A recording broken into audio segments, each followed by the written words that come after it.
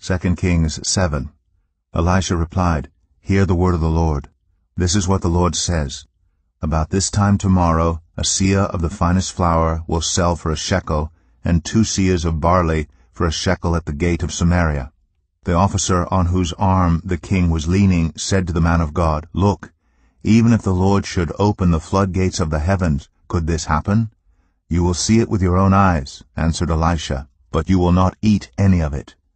Now there were 4 men with leprosy at the entrance of the city gate. They said to each other, Why stay here until we die? If we say, We'll go into the city, the famine is there, and we will die. And if we stay here, we will die. So let's go over to the camp of the Arameans and surrender. If they spare us, we live. If they kill us, then we die. At dusk they got up and went to the camp of the Arameans.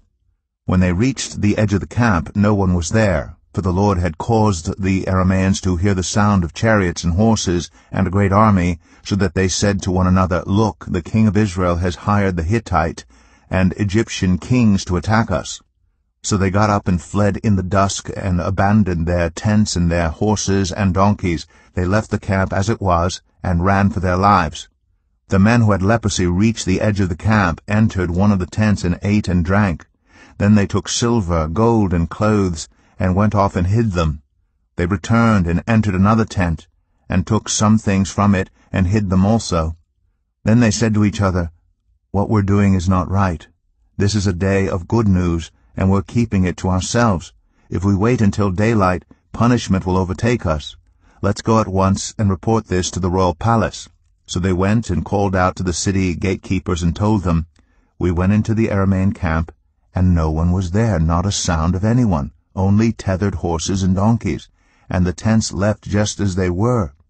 The gatekeepers shouted the news, and it was reported within the palace. The king got up in the night and said to his officers, I will tell you what the Arameans have done to us. They know we are starving. So they have left the camp to hide in the countryside, thinking, They will surely come out, and then we will take them alive and get into the city. One of his officers answered, Have some men take 5 of the horses that are left in the city.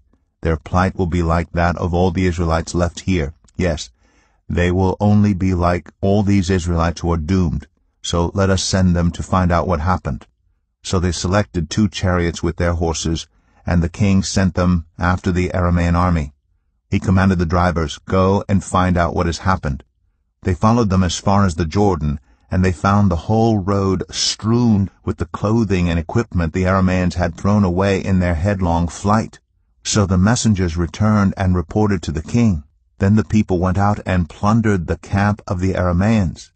So a seah of the finest flour sold for a shekel, and 2 seahs of barley sold for a shekel, as the Lord had said.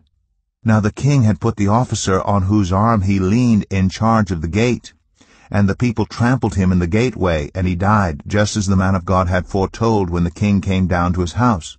It happened as the man of God had said to the king.